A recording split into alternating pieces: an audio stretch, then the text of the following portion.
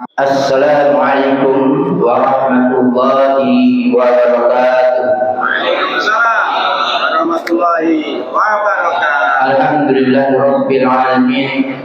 Wassalatu wassalamu ala asrofil anbiya'i wal mursalin wa ala alihi wa sahbihi ajma'in.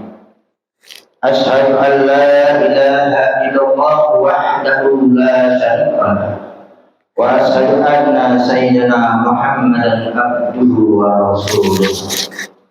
Allahumma salli wa sallim ala sayyidina Muhammadin wa ala alihi wa sahbihi ajma'in, amma ba'du. Yang terhormat jemaah salat subuh yang rahmat Allah Subhanahu wa taala. Pertama-tama marilah kita panjatkan rasa syukur kita kehadirat Allah Subhanahu wa taala yang telah memberikan kita berbagai macam nikmat, terlebih-lebih nikmatnya iman, nikmatnya Islam, nikmatnya sehat wal afiat, sehingga kita dapat melangkahkan kaki kita ke tempat yang mulia ini untuk melaksanakan salat subuh berjamaah dan dilanjutkan dengan taklim. Mudah-mudahan dari niat kita sampai melangkahkan kaki kita ke tempat yang mulia ini mendapatkan ridho maghfirah dari Allah Subhanahu wa taala. Salawat dan salam kita aturkan junjungan kita pada Nabiullah Muhammad sallallahu alaihi wasallam beserta keluarganya, sahabatnya, bahkan tentunya kita sebagai umatnya sampai akhir zaman, dan mudah-mudahan kita semua dengan izin Allah akan mendapatkan syafaatnya nanti di yaumil akhir. Masyaallah muslimin, jemaah salat subuh di dalam Allah Subhanahu wa taala. Kali ini saya akan membahas tentang al-hikam. Ya Pak ya, pernah dengar nggak al-hikam? Al-hikam adalah sebuah kitab yang diperuntukkan bagi para pejalan. Pejalan itu ya kita, salik, ya Pak ya. Ini dalam pengertiannya salik. Di perjalanan itu kita, manusia, yang di dalamnya berisi panduan lanjut bagi setiap pejalan untuk menempuh perjalanan spiritual. Al-hikam berisi berbagai terminologi, suluk yang ketat, yang merujuk pada berbagai istilah dalam Al-Quran. Itu pengertian dari Al-Hikam. Pengarang Al-Hikam adalah Syekh Ibnu At-Tahilah atau Syekh Ahmad Ibnu Muhammad Ibnu At-Tahilah As-Sakandar, karena dia dari berasal Mesir, Pak. Lahir di Iskandariah, Mesir pada 648 Hijriah atau 1250 Masehi dan meninggal di Kairo pada tahun 1309 Masehi. Adalah tokoh tarekat Sadijiliyah yang merupakan salah satu tarekat sufi terkemuka di dunia dan di Indonesia. Tergolong ulama yang produktif, tak kurang dari 20 karyanya yang dimana pernah dihasilkan meliputi bidang tasawuf, ushul fikih,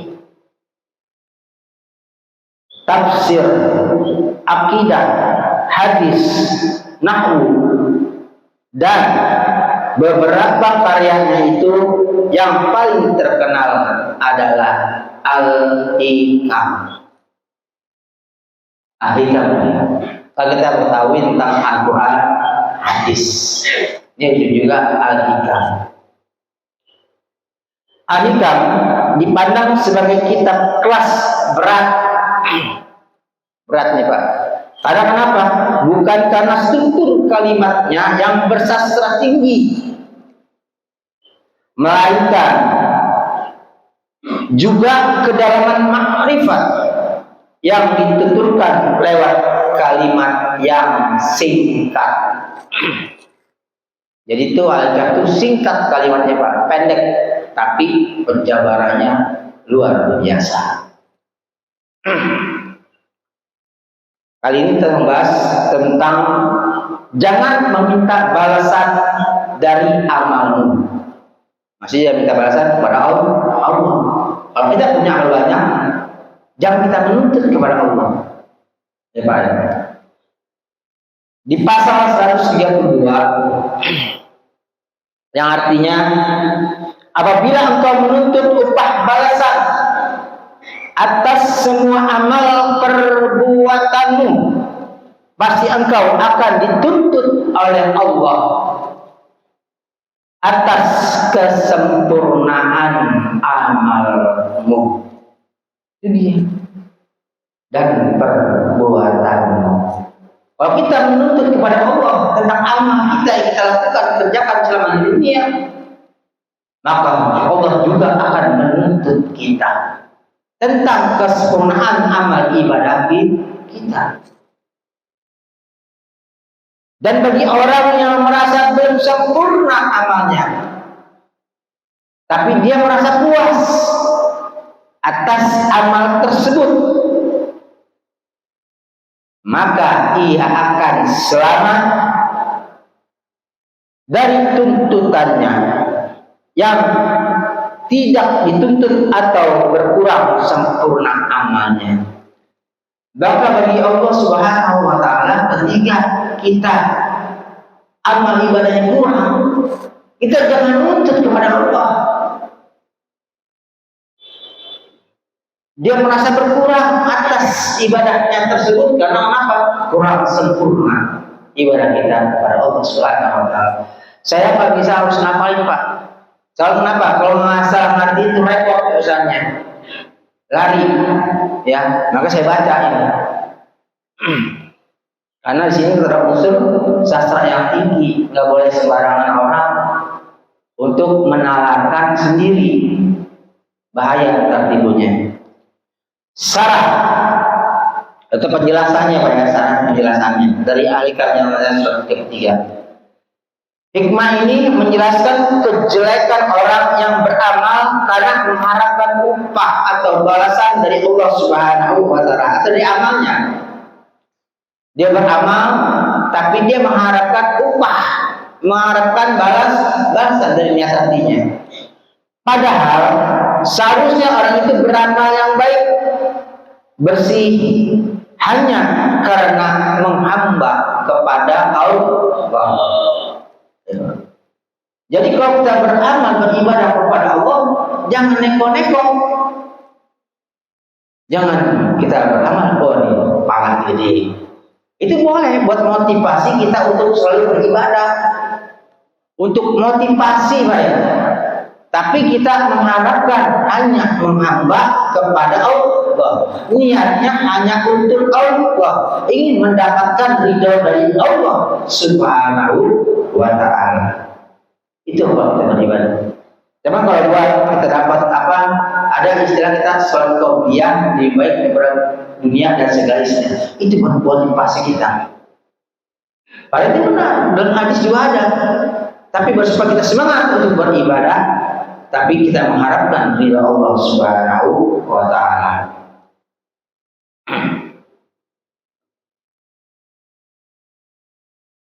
Karena hanya Allah Zat yang wajib disembah dan diagungkan, yang menjadi tujuan kita di dunia dan akhirat. Hal ini sudah banyak dibahas dalam kitab Ini dengan berbagai bahasan yang berbeda.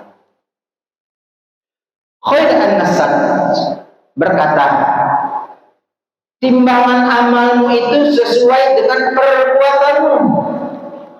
Karena mintalah kemurahan karunia-Nya dan itu lebih baik bagimu.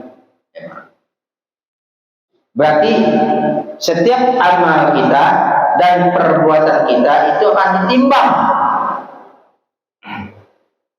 Tapi kita jangan meminta pahala, tapi minta anugerah, minta kemurahan karunia dari Allah Subhanahu wa Ta'ala.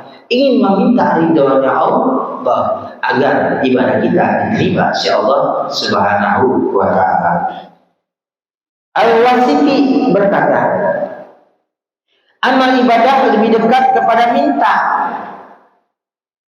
atau mengharap ampunan dan maaf daripada mengharap pahala atau upah. Kita beribadah kepada Allah ingin mendapatkan maghfirah dari Allah Subhanahu wa Ta'ala, bukan mengharapkan pahala. Ngerti nggak, Pak? Tapi mengharapkan maghfirah dari Allah Subhanahu wa Ta'ala. Apa itu supaya kita semangat. Oh, membaca Al-Quran 1 huruf 10 kebaikan. Oh, beberapa huruf banyak kebaikan. Tapi itu semangat kita untuk beribadah. Jangan malas kita beribadah untuk membaca Al-Quran. Kayak tadi, sholat qabliyah lebih baik pada dunia dan segala isinya. Kita kerjakan sholat qabliyah agar kita mendapat anugerah dan karunia Allah Subhanahu wa Ta'ala. Dari Anas Rabbadji berkata, amal ibadah itu bila diperhatikan kekurangan-kekurangannya lebih dekat kepada mengharap maaf daripada mengharap pahala. Kalau kita ibadah kita kurang sempurna, jangan kita mengharap pahala. Kita nego, kita yakin pada diri kita, ibadah kita masih ada yang kurang. Baik itu dalam cara berwudu kita beribadah, sehingga karena kenapa dalam wudu itu ada syarat dan rukunnya,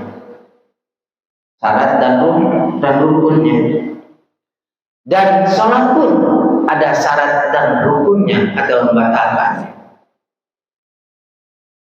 Mungkin dalam ibadah kita masih banyak yang kurang, tapi kita jangan meminta atau mengharap pahala, insyaallah.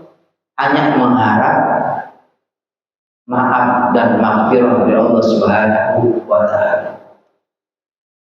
Kalau kita beribadah mengharapkan pahala, takutnya ibadah kita tidak diterima oleh Allah Subhanahu wa Ta'ala.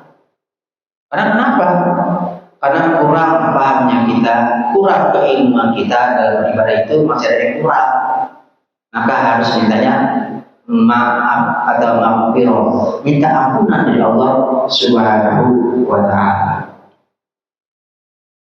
Firman Allah Subhanahu wa Ta'ala, qul bi fadlillahi wa bi rahmatihi fa bidzalika falyafrahu huwa khairum mimma yazma'un. Yang artinya, katakanlah, hanya karena karunia dan rahmat Allah mereka boleh bergembira, sebab itu lebih baik bagi mereka daripada segala apa yang dapat mereka kumpulkan sendiri. Kita beribadah mengumpulkan amal, hebat.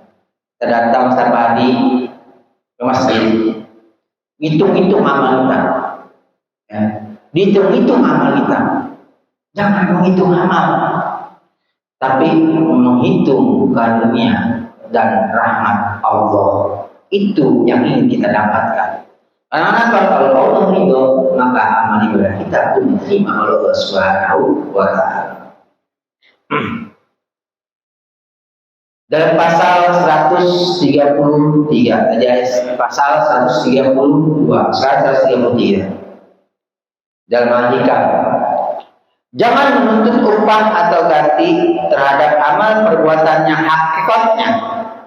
Kamu sendiri tidak ikut berbuat, cukup besar balasan Allah bagimu jika Allah menerima amalmu.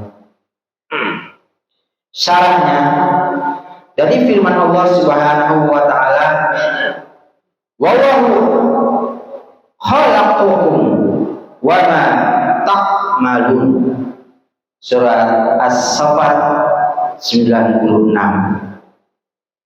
yang artinya, dan Allah yang menjadikan kamu dan apa yang engkau kerjakan.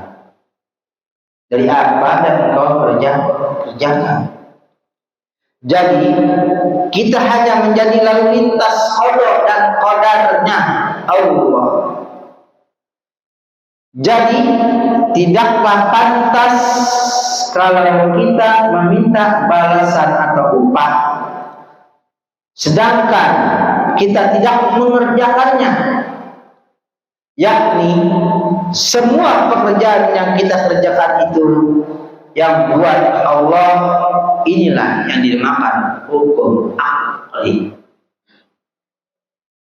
Kalau menurut hukum syar'i, hamba yang membuat pekerjaan yang dikerjakannya, dalilnya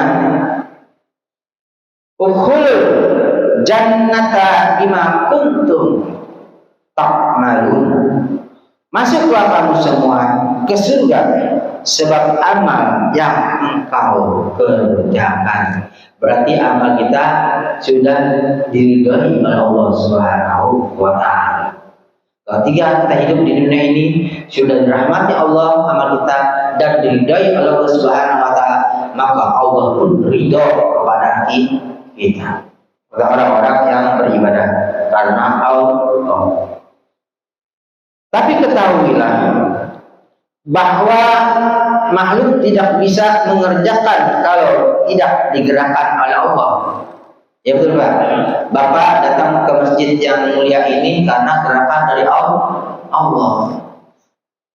Ada yang rumah dekat, ada ajan, nggak bergerak hatinya.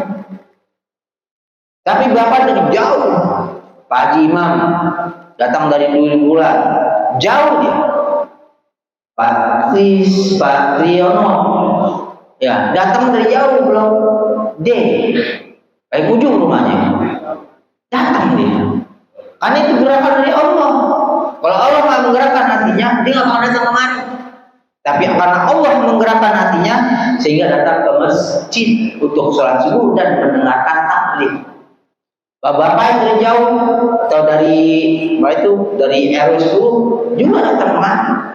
Itu gerakan yang menggerakkan hati kita untuk beribadah karena Allah. Maka setiap sesuatu kita perbuatan diawali dengan bacaan Bismillah. Gerakan kita baca Bismillah. Astagfirullah Allah. Datang ke masjid sambil zikir berubah besar. Allah akan menaungi kita, para malaikat menaungi kita beristighfar kepada Allah Subhanahu wa Ta'ala.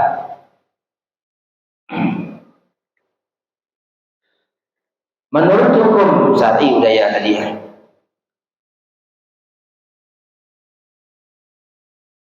Syarah atau penjelasannya. Bagaimana firman Allah, hai hambaku yang beriman. Bukan Pak Iman ya. Tapi orang yang beriman. Allah sendiri yang mengatakan, hai orang-orang yang beriman. Atau orang hambaku yang beriman. Saking ridhonya Allah kepada hambanya, maka Allah itu menyuruh kita, hai orang-orang yang beriman. Allah sendiri yang berfirman, kita tidak. Padahal Allah yang memberikan iman itu, karena itu jawaban dari hamba. Engkau ya Allah yang memberikan karunia iman kepadaku. Ini jawaban kita nih kepada Allah. Engkau ya Allah yang memberikan karunia iman kepadaku, sehingga aku berbuat baik atau taat, padahal saya sendiri tiada berdaya dan tiada berkekuatan kecuali semata-mata dengan pertolonganmu. Ya, semua kita yang disini berharap atas pertolongan Allah juga, sehingga kita selamat datang ke masjid ini untuk melakukan ibadah. Ya Pak, sama-sama kita selamat juga dari Allah, dijaga oleh Allah.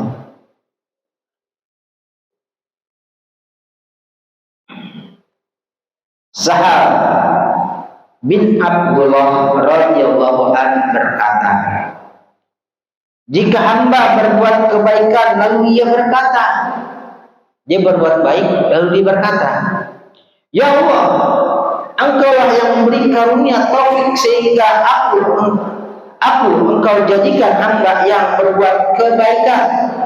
Engkaulah yang memberi pertolongan, Engkaulah yang memberi kemudian mengerjakan kebaikan itu. Berarti dia bersyukur kepada Allah ketika dia berbuat baik, karena yang mendorong kebaikan itu adalah Allah. Niscaya Allah mengujinya, jawaban Allah nih, kepada hamba itu dengan sabdanya, dengan firman-Nya, hambaku, engkau telah berbuat taat dan taqarrub, artinya mendekatkan diri kepada Allah, kepadaku. Sebaliknya dari itu, sebaliknya lawannya dan jika hamba itu merasa dia beramal lupa dengan taufik dan pertolongan Allah, lalu berkata, aku telah beramal, telah bertaqarrub, pengakuan si hamba itu, maka Allah mengabaikannya atau berpaling. Kalau kita merasa kita beramal atau mendekati diri kepada Allah dengan amal kita, maka Allah itu akan berpaling darinya. Nauzubillah, summa nauzubillah min dzalik. Mereka sambil berkata, hai hambaku, aku yang memberi taufik hidayah kepadamu, dan aku yang memberi pertolongan kepadamu, memberi kemudahan untuk berbuat baik padamu. Tapi kalau di sini kita merasa sudah beramal untuk merasakan diri kita itu sombong, sombong. Kita harus merendah kepada Allah. Jangan merasa tinggi.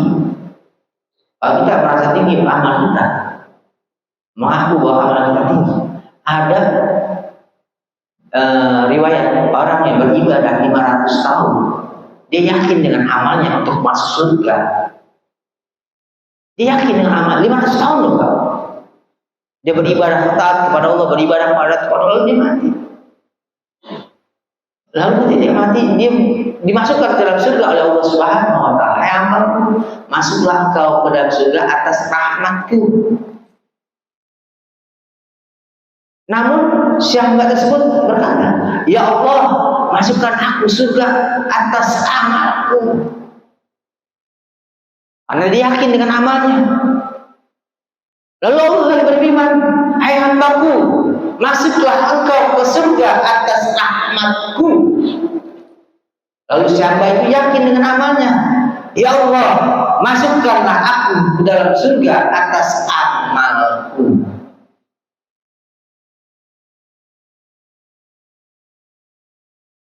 Lalu Allah berkata atau berfirman, hai hambaku, masuklah engkau ke dalam neraka.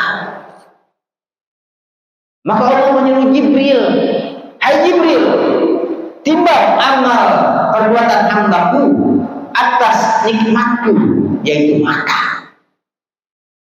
Nikmat Allah hanya mata, belum telinga, belum rasa lidah kita, kulit kita, belum. Hanya satu saja yang nikmat Allah. Dia beribadah 500, tapi Allah hanya menunjukkan satu nikmat, yaitu mata.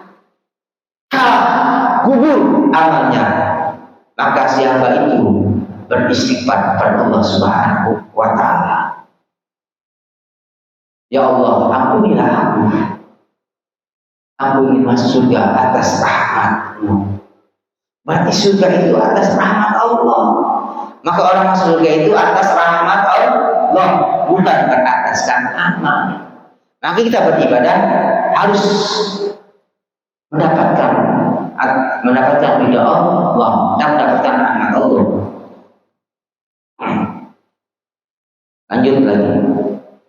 Apabila hamba berbuat kejahatan lalu dia berkata, "Ya Allah, Engkau yang telah menakdirkan aku untuk berbuat kejahatan yang Engkau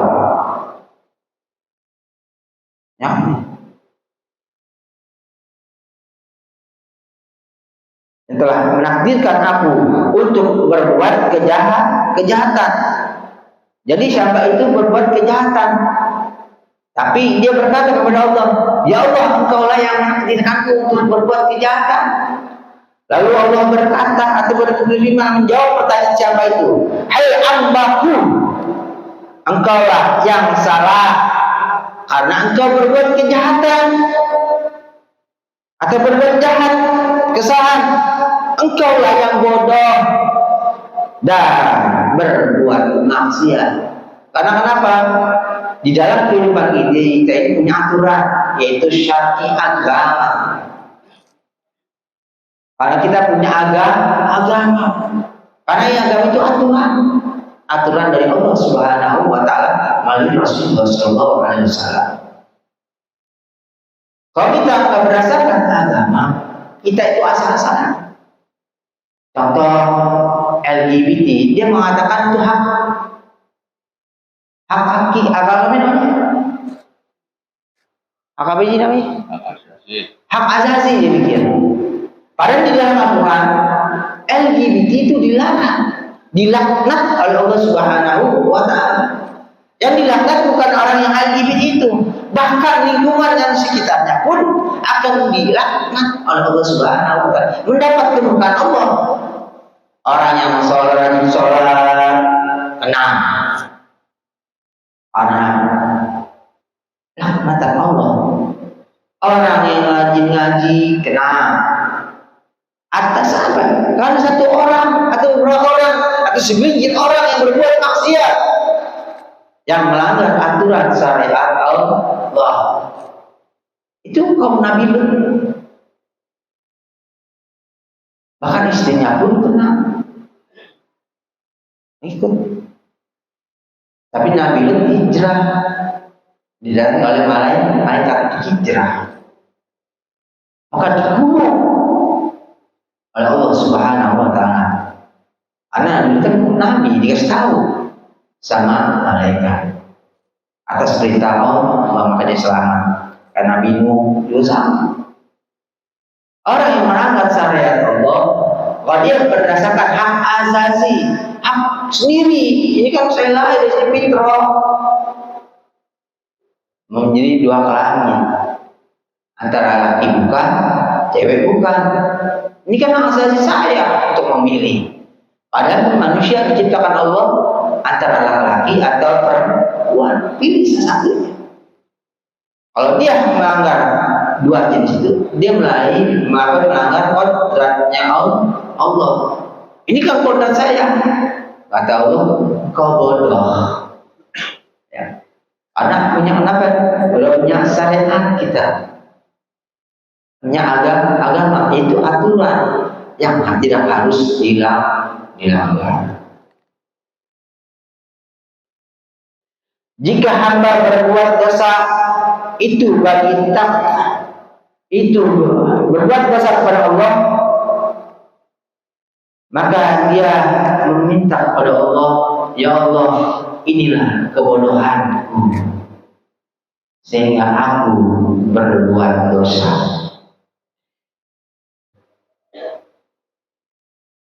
Zalim pada diriku. Dia mengakui kesalahan yang dia perbuat atas kebodohannya. Ya, atas kebodohanku, aku berbuat zalim kepadamu atas kebodohanku. Maka Allah menjawab dari hamba-Nya itu, aku yang menentukan atau menakdirkan dan menutupi kesalahanmu serta mengampuni dosa-dosamu. Maka itu kalau bagi Allah yang merendahkan diri itu, maka Allah senang. Orang yang merendahkan diri Allah senang. Tapi orang yang berilmu tinggi dia sombong. Sombongannya itu tidak bisa dapat amal ibadah sampai ke Allah. Kalau kita beribadah, kita merasa sudah beramal, atau kita punya ilmu yang sangat tinggi, ilmunya tinggi dah, kita merasa lebih tinggi dengan ilmunya, itu kesombongan itu tidak sampai kepada Allah amal ibadah kita. Ya Pak, haruslah kalau makin berilmu seperti Pak Haji ya Pak ya, artinya menghukum, merendahkan diri. Karena saya 35, tanggung 5 menit lagi ya Pak. Yang 35 pasal 35. Tiada batas akhir kejelekan jika Allah mengembalikan engkau kepada kekuatan usaha daya dan upayanya sendiri. Dan tidak ada habisnya kebaikanmu jika Allah memperlihatkan kemurahannya padamu atau pada dirimu. Salahnya, apabila Allah mengembalikan amal pada kamu sendiri, artinya Allah tidak memberi bantuan, taufik dan hidayah, pertolongan padamu, maka kamu akan selalu atau tidak ada akhirnya melakukan pekerjaan yang dicela oleh syara,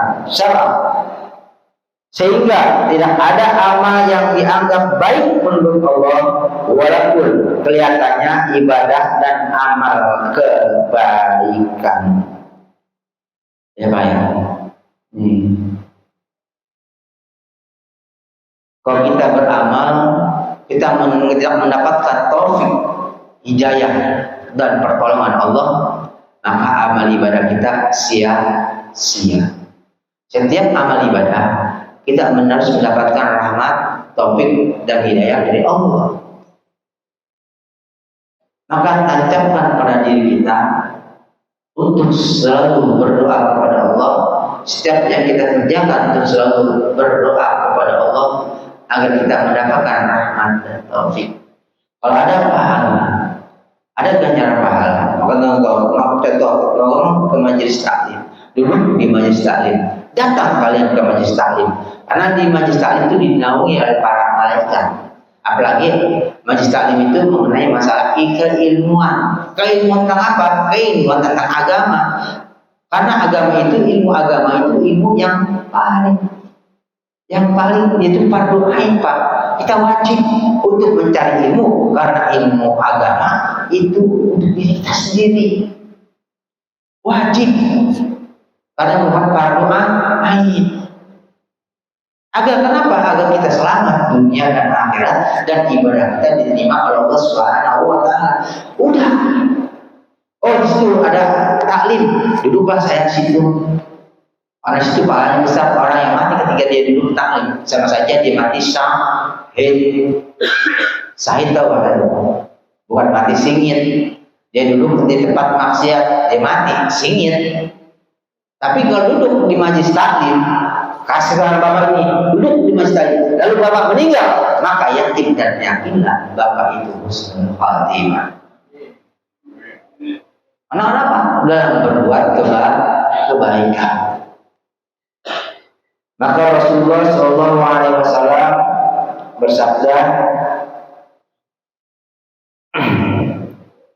berdoa kepada Allah, as-sili li sya'ni kullahu wala takilni ila nafsi tarfata aini, yang artinya, ya Allah, perbaikilah urusanku semuanya dan jangan kau serahkan urusanku kepada diriku sendiri walaupun sekejap mata.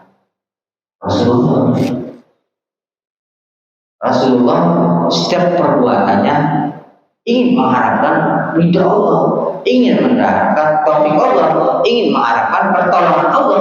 Itu seorang Rasul yang sudah dijamin untuk masuk surga.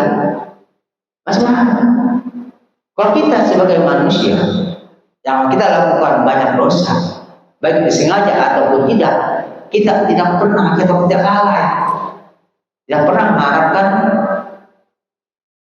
pertolongan Allah. Lupa. Seperti berangkat kerja, berangkat aja, nggak berdoa dulu ketika dia melakukan pekerjaan. Mau jalan, saya sini ke Tangerang, baca dulu Bismillahirrahmanirrahim. Anak-anak apa? Kita harus menyerahkan diri kita kepada Allah. Kita makan, baca Bismillah, Bismillahirrahmanirrahim. Anak-anak apa? Ketika kita makan, kalau dikatakan nggak baca Bismillah, mati singit Pak. Alhamdulillah. Kalau kita setiap amal perbuatan harus dilakukan dengan bacaan Bismillah. Selesai sampai tujuan atau selesai kita makan atau melakukan sesuatu pekerjaan, kita baca Alhamdulillah, agar kita semua tergolong sebagai hamba Allah yang selamat dunia dan akhirat. Wallahu a'lam bishawab. Marilah kita bersolat dulu Pak ya.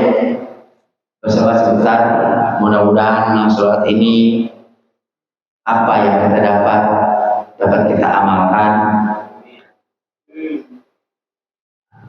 sehingga apa yang kita doakan dijabah oleh Allah Subhanahu wa taala. Kita mengharapkan doa kita dijabah oleh Allah Subhanahu wa taala. Marilah kita bisa berselawat tasghir, Pak. Karena kita juga berdoa selawat tasghir ini untuk negara Palestina yang sekarang tadi malam kita lihat itu dibombardir oleh tentara Zionis.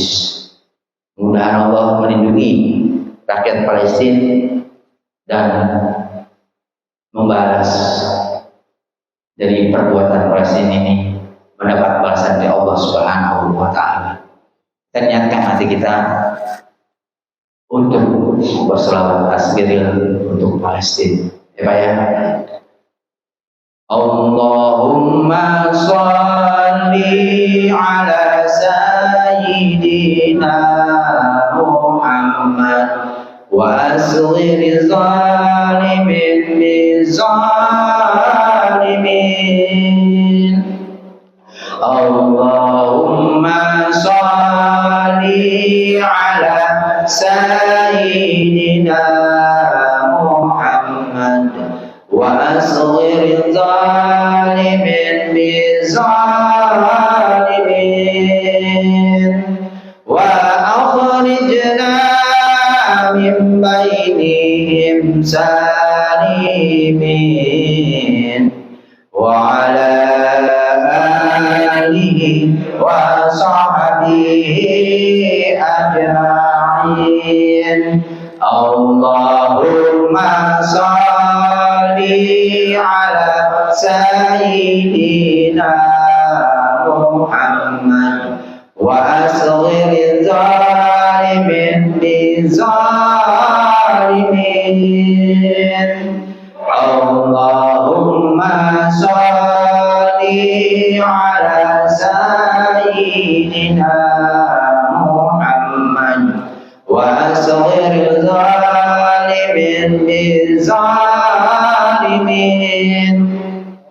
wa akhrijna min bainihim salimin wa ala alihi wa sahbihi ajma'in. Sallallahu rabbuna ala nuril mubin Ahmadan Mustafa sayyidil mursalin sallallahu rabbuna ala nuril mubin ahmadan mustafa sayyidil mursalin wa ala alihi wa sahbihi ajma'in wa ala alihi wa sahbihi ajma'in. Al-Fatihah. A'udzu billahi minasy syaithanir rajim. Bismillahirrahmanirrahim. Alhamdulillahi rabbil alamin arrahmanir rahim maliki yaumiddin iyyaka na'budu wa iyyaka nasta'in ihdinas siratal mustaqim siratal ladzina an'amta 'alaihim ghairil maghdubi 'alaihim waladdallin amin. Allahumma bihaqqil Fatihah wa bisirril Fatihah wa bibarakatil Fatihah wa bi kharamatil Fatihah anta ftahana abwabal khair wa anta qad'ana bi kulli khair wa tas'alana min ahlil khair. Subhanallahumma wa tahiyyatuhum salam wa tahiyyatuhum salam wa akhiru da'wahum alhamdulillahi rabbil alamin. Wallahu a'lam bishawab. Akhirul kalam bila taufiq wa hidayah. Wassalamualaikum warahmatullahi wabarakatuh. Waalaikumsalam warahmatullahi wabarakatuh.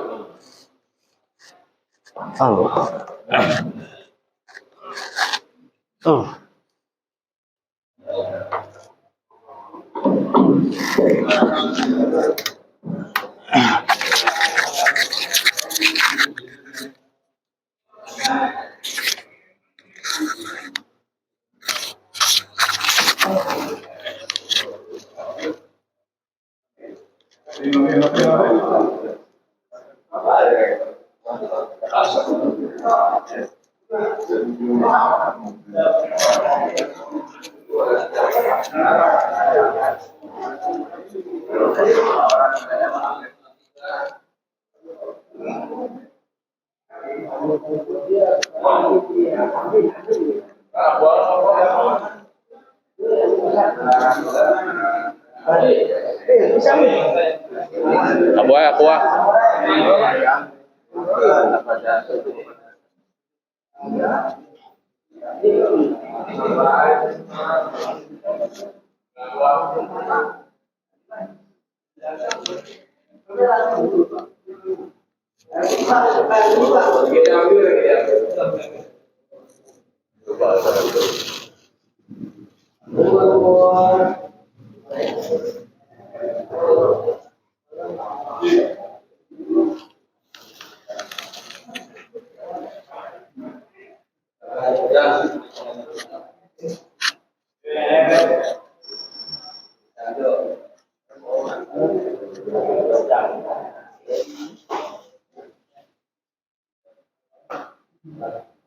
Haji, ada goreng.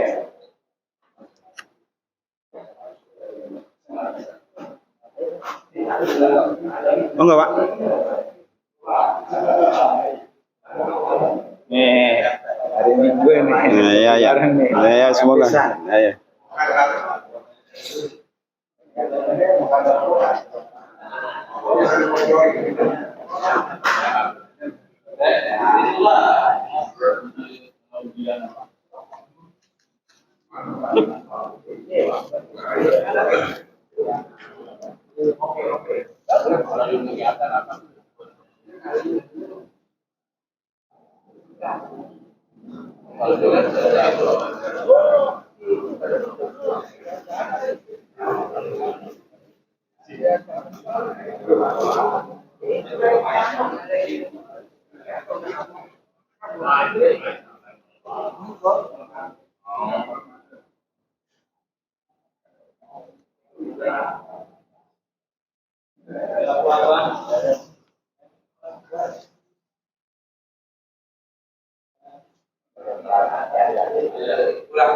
Pulang.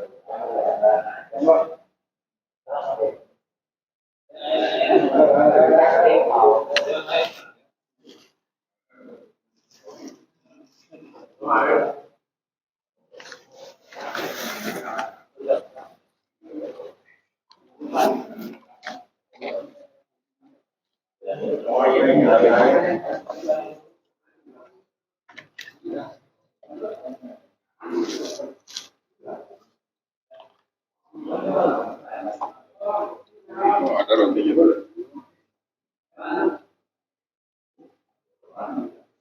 Panas. Ternyata panas. Iya. Komplit.